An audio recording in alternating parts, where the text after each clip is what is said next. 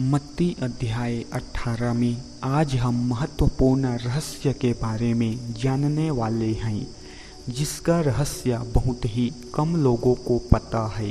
स्वर्ग के राज्य में सबसे बड़ा कौन?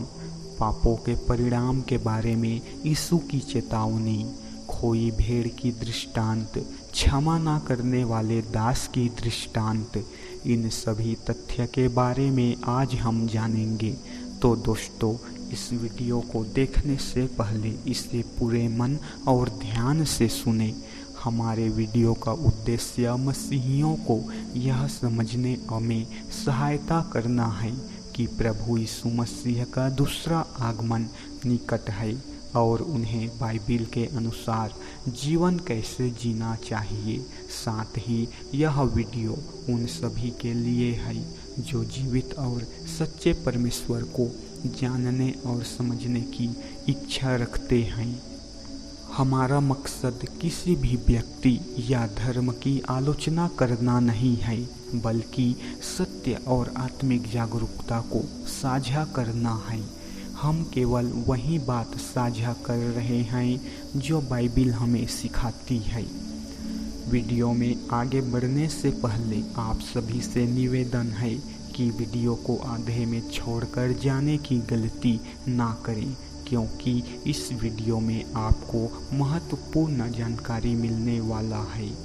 तो दोस्तों, अगर आप इस चैनल में पहली बार आए हैं तो चैनल को सब्सक्राइब कर दो और बेल आइकन की घंटी को दबा दो ताकि सबसे पहले वीडियो आपके पास पहुंचे। तो दोस्तों, वीडियो चालू करते हैं। जब यीशु के शिष्यों ने उसके पास आकर पूछा, स्वर्ग के राज्य में सबसे बड़ा कौन है, तब यीशु ने एक बच्चे को अपने पास बुलाया और उसे उनके सामने खड़ा करके कहा, मैं तुमसे सत्य कहता हूँ, जब तक कि तुम लोग बदलोगे नहीं और बच्चों के समान नहीं बन जाओगे, स्वर्ग के राज्य में प्रवेश नहीं कर सकोगे। इसलिए अपने आप को जो कोई इस बच्चे के समान नम्र बनाता है, वही स्वर्ग के राज्य में सबसे बड़ा है। और जो कोई ऐसे बालक जैसे व्यक्ति को मेरे नाम में स्वीकार करता है, वह मुझे स्वीकार करता है, किंतु जो मुझ में विश्वास करने वाले मेरे किसी ऐसे नम्र अनुयायी के रास्ते की बाधा बनता है, अच्छा हो कि उसके गले में एक चक्की का पाट लटकाकर उसे समुद्र की गहराई में डुबो दिया जाए। बाधाओं के कारण मुझे संसार के लोगों के लिए खेद है, पर बाधाएं तो आएंगी ही, किंतु खेद तो मुझे उस पर है जिसके द्वारा बाधाएं आती है। इसलिए यदि तेरा हाथ या तेरा पैर तेरे लिए बाधा बने तो उसे काट फेंक, क्योंकि स्वर्ग में बिना हाथ या बिना पैर के अनंत जीवन में प्रवेश करना तेरे लिए अधिक अच्छा है, बजाय इसके कि दोनों हाथों और दोनों पैरों समेत तुझे नरक की कभी ना बुझने वाली आग में डाल दिया जाए। यदि तेरी आँख तेरे लिए बाधा बने तो उसे बाहर निकाल कर फेंक दे, क्योंकि स्वर्ग में काना होकर अनंत जीवन में प्रवेश करना तेरे लिए अधिक अच्छा है, बजाय इसके कि दोनों आँखों समेत तुझे नरक की आग में डाल दिया जाए। सो देखो, मेरे इन मासूम अनुयायियों में से किसी को भी तुच्छ मत समझना। मैं तुम्हें बताता हूँ कि उनके रक्षक स्वर्गदूतों की पहुँच स्वर्ग में मेरे परम पिता के पास लगातार रहती है। बता, तू क्या सोचता है? यदि किसी के पास 100 भेड़ें हो और उनमें से एक भटक जाए, तो क्या वह दूसरी 99 भेड़ों को पहाड़ी पर ही छोड़कर उस एक खोई भेड़ को खोजने नहीं जाएगा? वह निश्चय ही जाएगा, और जब उसे वह मिल जाएगी, मैं तुझसे सत्य कहता हूँ, तो वह दूसरे 99 की बजाय जो खोई नहीं थी उससे पाकर अधिक प्रसन्न होगा। इसी तरह स्वर्ग में स्थित तुम्हारा पिता क्या नहीं चाहता कि मेरे इन अबोध अनुयायियों में से कोई एक भी ना भटके। यदि तेरा बंधु तेरे साथ कोई बुरा व्यवहार करे तो अकेले में जाकर आपस में ही उसे उसका दोष बता। यदि वह तेरी सुन ले तो तूने अपने बंधु को फिर जीत लिया, पर यदि वह तेरी न सुने तो दो एक को अपने साथ ले जा, ताकि हर बात की 2-3 गवाही हो सके। यदि वह उनको भी न सुने तो कलीसिया को बता दे, और यदि वह कलीसिया की भी न माने तो फिर तू उससे ऐसे व्यवहार कर जैसे वह विधर्मी हो या कर वसूलने वाला हो। मैं तुम्हें सत्य बताता हूँ, जो कुछ तुम धरती पर बांधोगे स्वर्ग में प्रभु के द्वारा बांधा जाएगा, और जिस किसी को तुम धरती पर छोड़ोगे स्वर्ग में परमेश्वर के द्वारा छोड़ दिया जाएगा।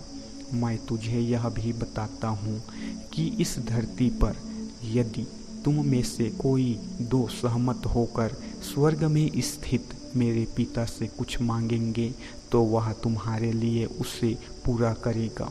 क्योंकि जहाँ मेरे नाम पर 2 या 3 लोग मेरे अनुयायी के रूप में इकट्ठा होते हैं, वहाँ मैं उनके साथ हूँ। क्षमा न करने वाला दास की दृष्टांत कथा। फिर पतरस यीशु के पास गया और बोला, प्रभु, मुझे अपने भाई को कितनी बार अपने प्रति अपराध करने पर भी क्षमा कर देना चाहिए? यदि वह 7 बार अपराध करे तो भी? यीशु ने कहा, न केवल 7 बार, बल्कि मैं तुझे बताता हूँ, तुझे उसे 7 बार के 77 गुना तक क्षमा करते रहना चाहिए। सो स्वर्ग के राज्य की तुलना उस राजा से की जा सकती है जिसने अपने दासों से हिसाब चुकता करने की सोची थी। जब उसने हिसाब लेना शुरू किया तो उसके सामने एक ऐसे व्यक्ति को लाया गया जिस पर 200 लाख रुपया निकलता था, पर उसके पास चुकाने का कोई साधन नहीं था। उसके स्वामी ने आज्ञा दी कि उस दास को उसकी घरवाली, उसके बाल बच्चों और जो कुछ उसका माल असबाब है सब समेत बेचकर कर्ज चुका दिया जाए।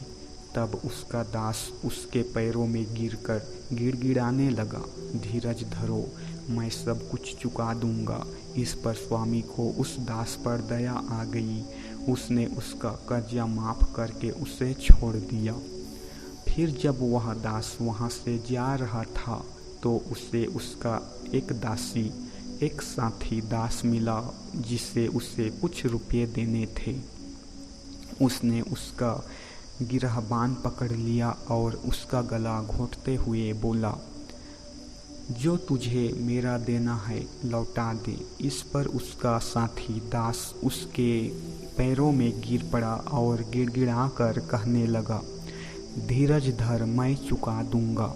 पर उसने मना कर दिया। इतना ही नहीं, उसने उसे तब तक के लिए जब तक वह उसका कर्ज ना चुका दे जेल भी भिजवा दिया। दूसरे दास इस सारी घटना को देखकर बहुत दुखी हुए और उन्होंने जो कुछ घटा था सब अपने स्वामी को जाकर बता दिया। तब उसके स्वामी ने उसे बुलाया और कहा, अरे नीच दास, मैंने तेरा वह सारा कर्जा माफ़ कर दिया क्योंकि तूने मुझसे दया की भीख मांगी थी। क्या तुझे भी अपने साथी दास पर दया नहीं दिखानी चाहिए थी जैसे मैंने तुम पर दया की थी? सो उसका स्वामी बहुत बिगड़ा और उसे तब तक दंड भुगताने के लिए सौंप दिया जब तक समूचा कर्ज चुकता ना हो जाए। सो जब तक तुम अपने भाई बंधुओं को अपने मन से क्षमा ना कर दो, मेरा स्वर्गीय परम पिता भी तुम्हारे साथ वैसा ही व्यवहार करेगा। इस प्रकार से प्रभु यीशु मसीह ने अपने दासों को एक और दृष्टांत के माध्यम से अपनी महिमा को दिखलाया।